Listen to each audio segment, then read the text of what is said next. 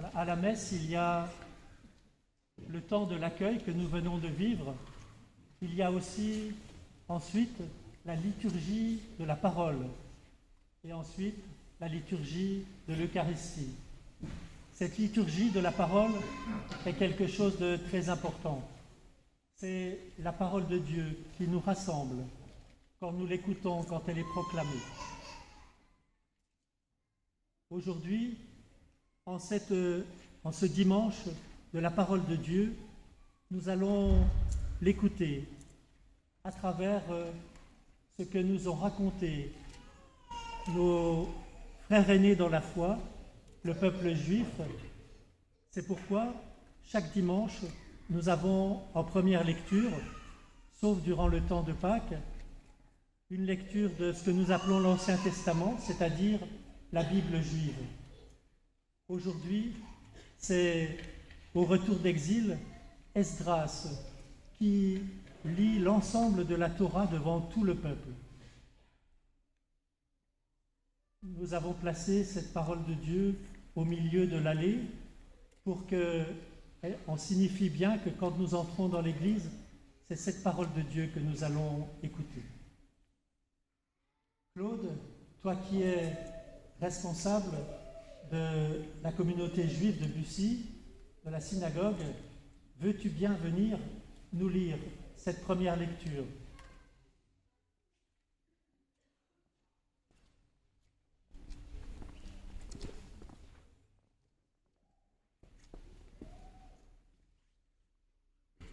Vous m'excuserez, c'est la première fois que je fais une lecture. Ici, c'est un peu émouvant. Lecture du livre de Néhémie. En ces jours-là, le prêtre Esdras apporta le livre de la loi en présence de l'assemblée. Assemblée composée des hommes, des femmes et de tous les enfants en âge de comprendre. C'était le premier jour du 7e mois. Esdras, tourné vers la place de la parole de la porte des eaux, fit la lecture dans le livre, depuis le lever du jour jusqu'à midi, en présence des hommes, des femmes et de tous les enfants en âge de comprendre. Tout le peuple écoutait la lecture de la loi. Le scribe Esdras se tenait sur une tribune de bois construite tout exprès. Esdras ouvrit le livre. Tout le peuple le voyait, car il dominait l'assemblée. Quand il ouvrit le livre, tout le monde se mit debout. Alors Esdras bénit le Seigneur, le Dieu très grand, et tout le peuple, levant les mains, répondit « Amen, Amen ». Puis ils s'inclinèrent et se prosternèrent devant le Seigneur, le visage contre terre. Esdras lisait un passage dans le livre de la loi de Dieu, puis les Lévites traduisaient, donnaient le sens, et l'on pouvait comprendre. Néhémie, le gouverneur, Esdras, qui était prêtre et scribe, et les Lévites, qui donnaient les explications, dirent à tout le peuple : « Ce jour est consacré au Seigneur votre Dieu. Ne prenez pas le deuil, ne pleurez pas. » Car ils pleuraient tous en entendant les paroles de la loi. Esdras leur dit encore : « Allez, mangez des viandes savoureuses, buvez des poissons aromatisés, et envoyez une part à celui qui n'a rien de prêt. Car ce jour est consacré à notre Dieu. Ne vous affligez pas. La joie du Seigneur est votre rempart. » Parole du Seigneur.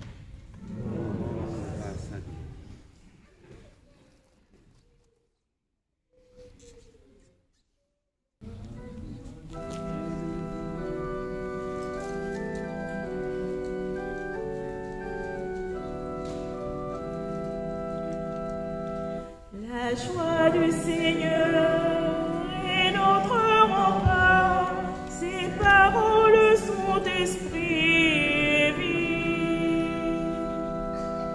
La loi du Seigneur est parfaite, qui redonne vie. La charte du Seigneur est sûre, qui rend sages les simples.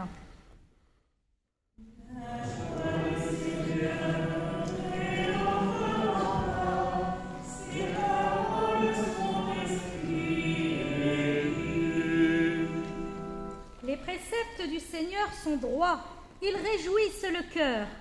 Le commandement du Seigneur est limpide, il clarifie le regard.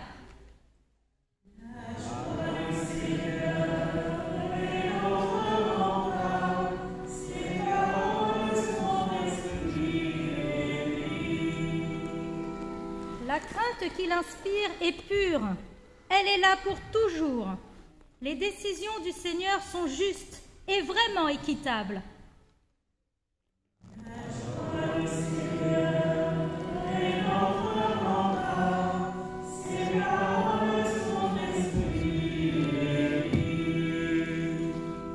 Accueille les paroles de ma bouche, le murmure de mon cœur, qu'ils parviennent devant toi, Seigneur, mon rocher, mon défenseur.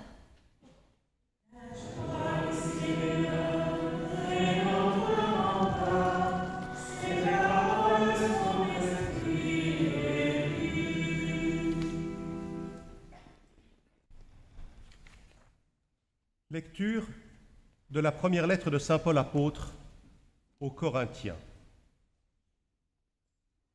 Frères, prenons une comparaison. Le corps ne fait qu'un, et pourtant, il a plusieurs membres. Et tous les membres, malgré leur nombre, ne forment qu'un seul corps. Il en est ainsi pour le Christ. C'est dans un unique esprit, en effet, que nous tous, juifs ou païens, esclaves ou hommes libres, nous avons été baptisés pour former un seul corps.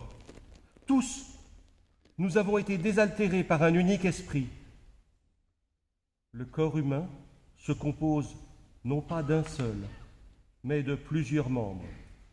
Or, vous êtes corps du Christ, et chacun pour votre part. Vous êtes membre de ce corps.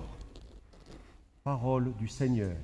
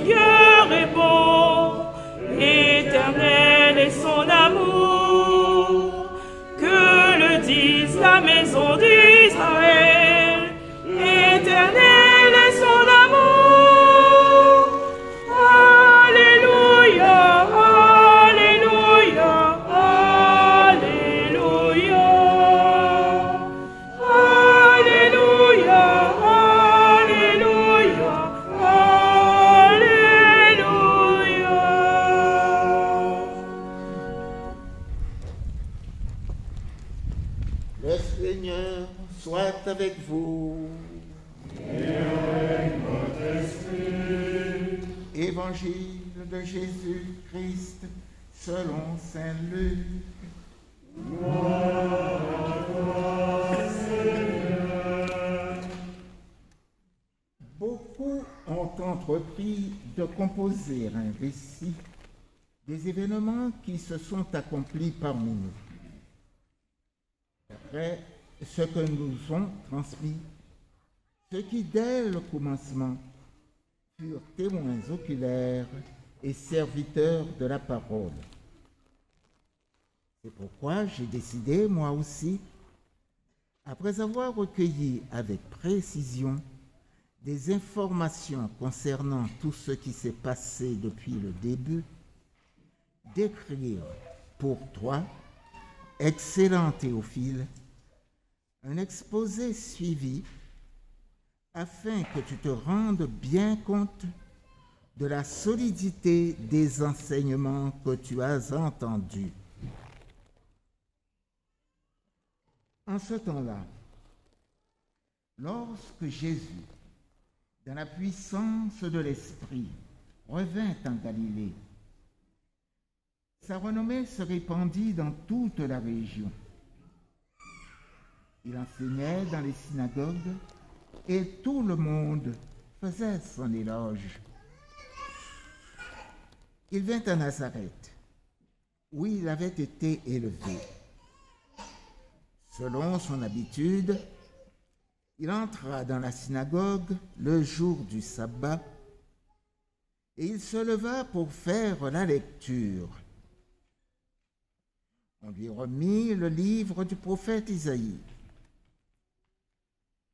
Il ouvrit le livre et trouva le passage où il est écrit « L'Esprit du Seigneur est sur moi, parce que le Seigneur m'a consacré par l'onction. Il m'a envoyé parmi porter la bonne nouvelle aux pauvres, annoncer aux captifs leur libération, et aux aveugles qu'ils retrouveront la vue, remettre en liberté les opprimés, annoncer une année favorable accordée par le Seigneur. » Jésus referma le livre, le rendit aux servants et s'assit. Tous, dans la synagogue, avaient les yeux fixés sur lui. Alors il se mit à leur dire « Aujourd'hui s'accomplit ce passage de l'Écriture que vous venez d'entendre. » Acclamons la parole de Dieu. Louange à toi, Seigneur Jésus. Alléluia, alléluia, alléluia,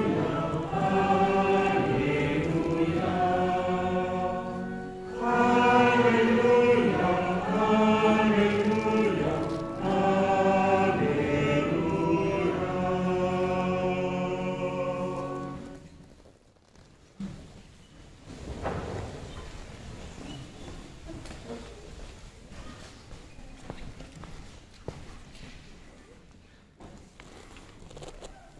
Voilà, nous avons entendu cette parole de Dieu qui a été proclamée.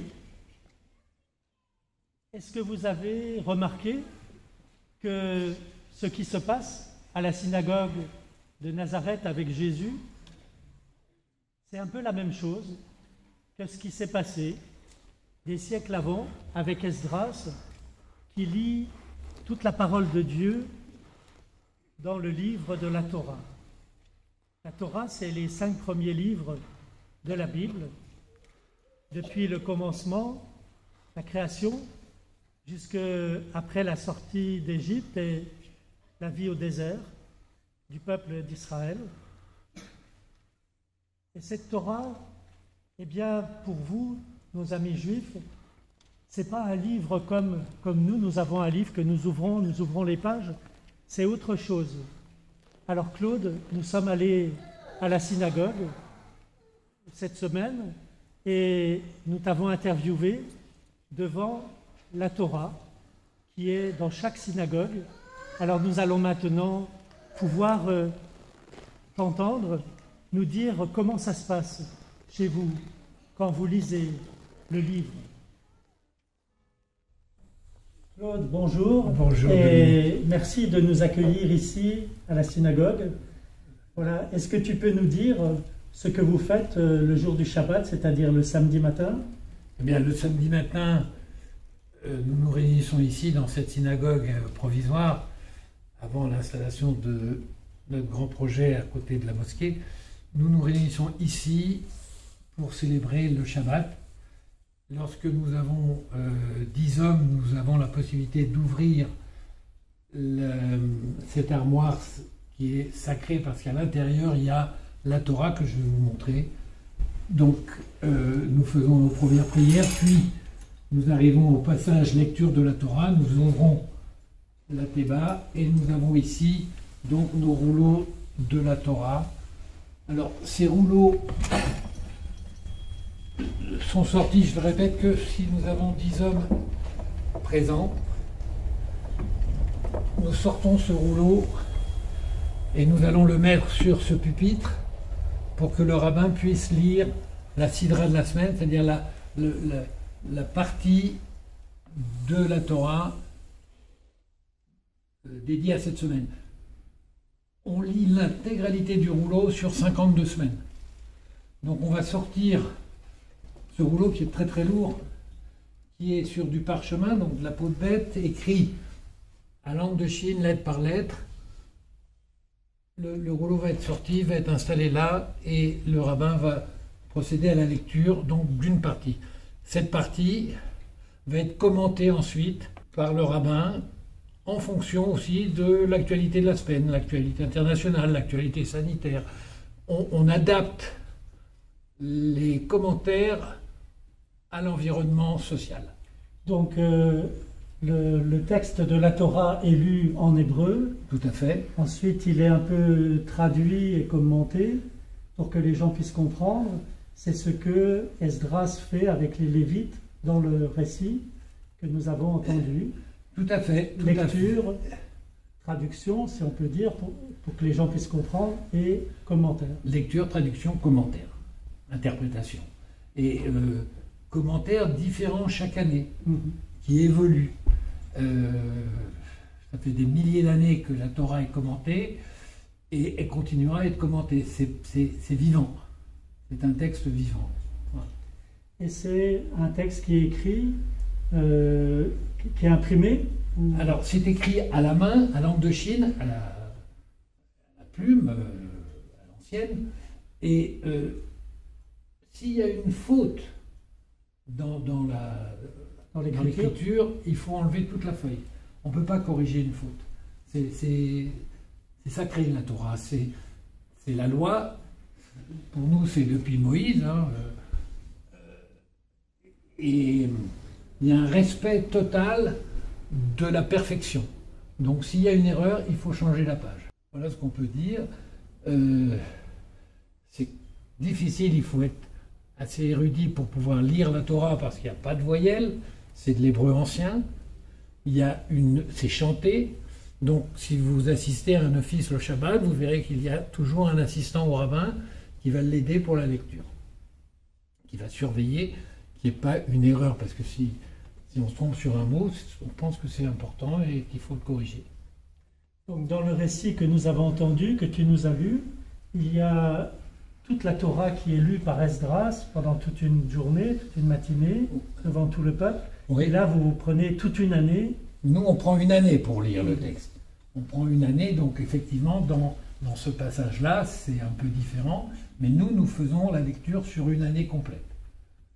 Voilà. Et chaque année, on reprend effectivement la lecture depuis Bereshit, depuis la création, jusqu'à la sortie des Juifs d'Égypte, la libération. Voilà. Merci beaucoup, Claude, de nous avoir permis de découvrir ce livre qui n'est pas un livre comme un livre ordinaire, non, mais qui est des rouleaux qui se déplient et on comprend mieux ce que Jésus dans l'Évangile fait quand à la synagogue de Nazareth, il ouvre le livre, c'est-à-dire qu'il déplie le livre et il tombe, cette semaine-là, ça tombait sur le prophète Isaïe.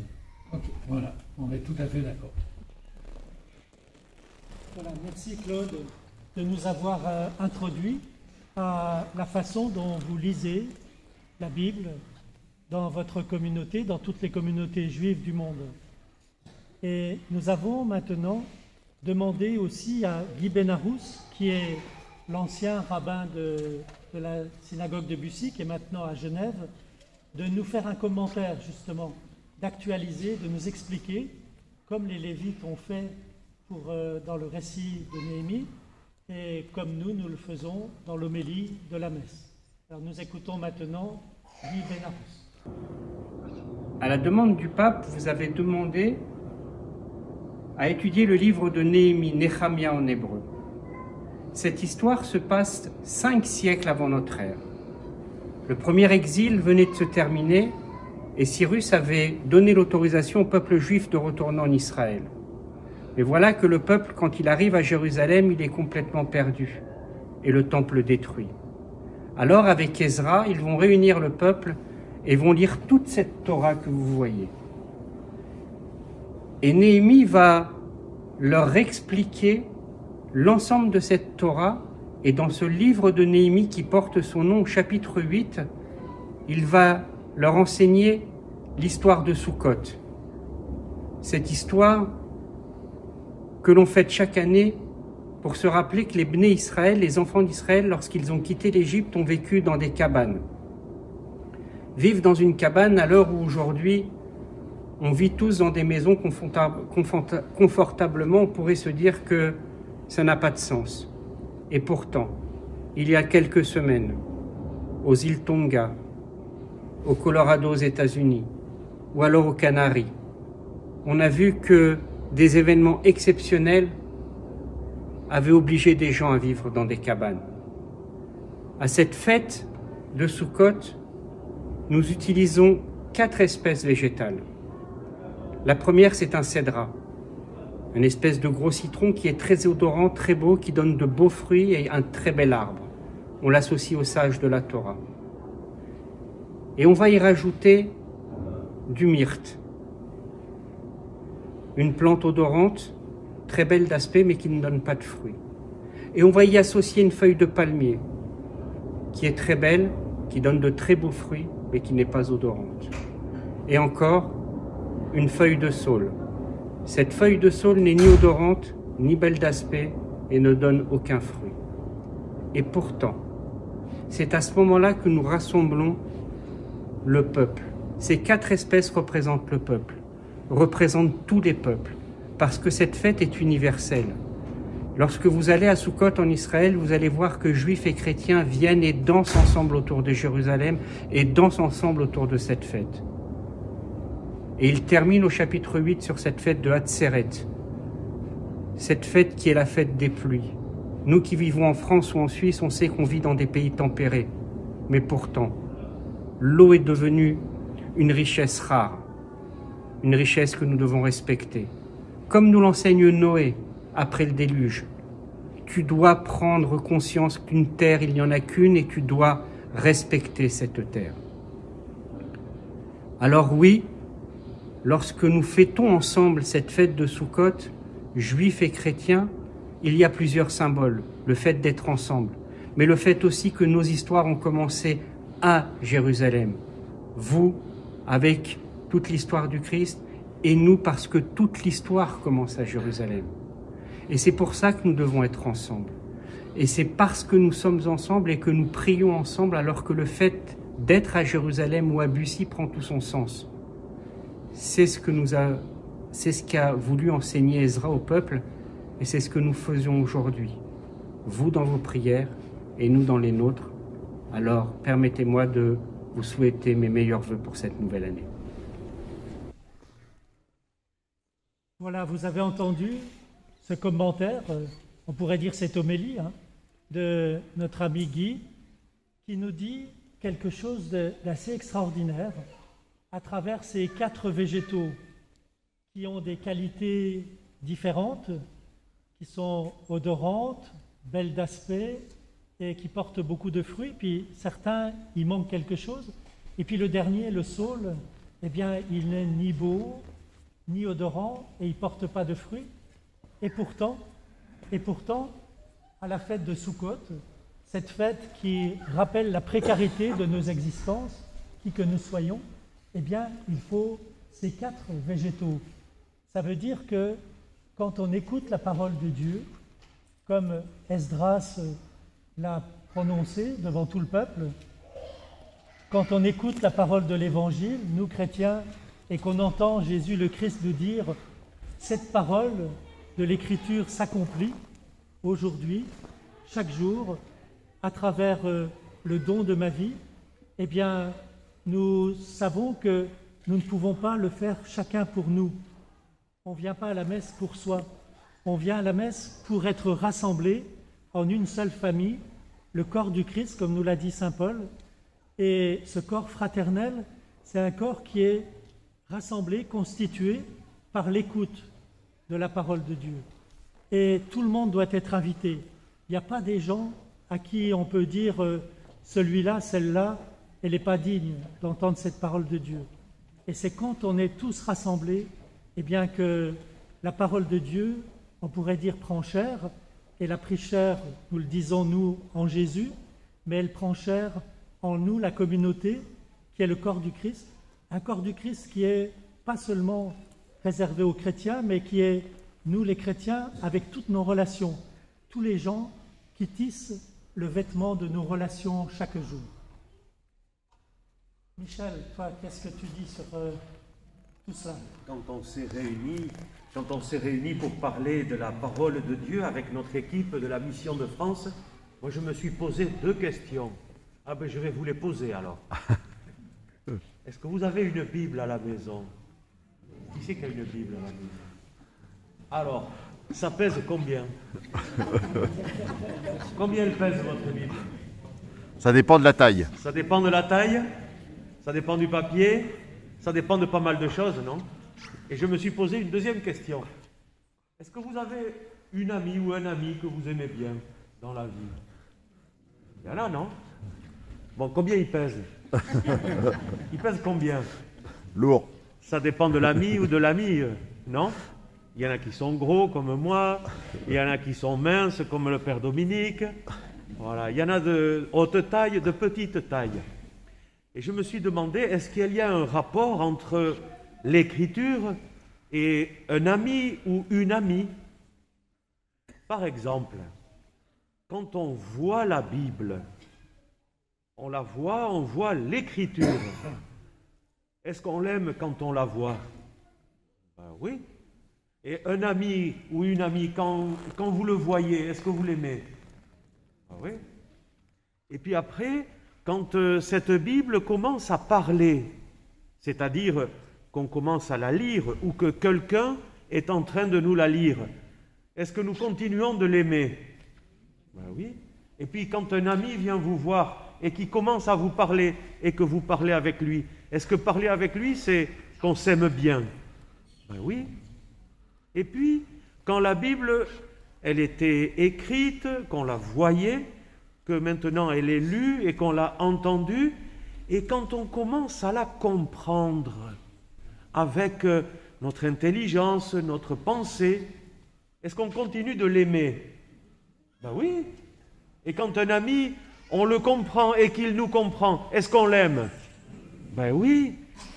Et quand on a compris la Bible, qu'on l'a écoutée et qu'on se dit, tiens, je vais en tirer ma propre idée, car quand la Bible, lue, comprise, est venue en moi, elle m'a donné de nouvelles idées pour moi aussi faire quelque chose, ou penser quelque chose, ou réaliser quelque chose.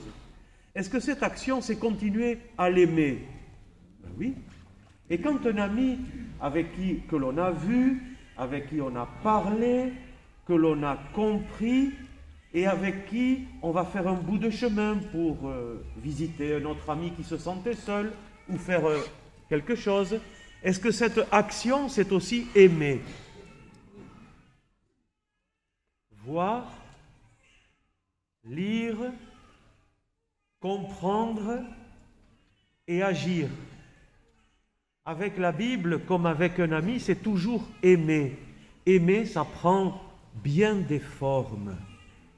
Et je crois que ce dimanche de la parole de Dieu nous permet de voir, d'écouter, de comprendre et puis d'agir. C'est le sens que la Torah, quand elle est ouverte, nous la voyons comme nous l'avons vue, nous l'entendons, nous la comprenons et elle s'applique à la réalité sociale, comme tu nous l'as dit, Claude. Alors, moi, je me suis dit, eh bien, comme il y a bien des couleurs à l'amour, c'est autant pour l'écriture que pour l'amitié, les relations. Pourvu que la Bible devienne un de nos amis, comme ceux à qui on aime bien téléphoner, aller les voir, jouer ensemble, être heureux, et bien que la Bible, elle aussi, soit comme une amie ou un ami que l'on peut aimer de toutes ses sortes.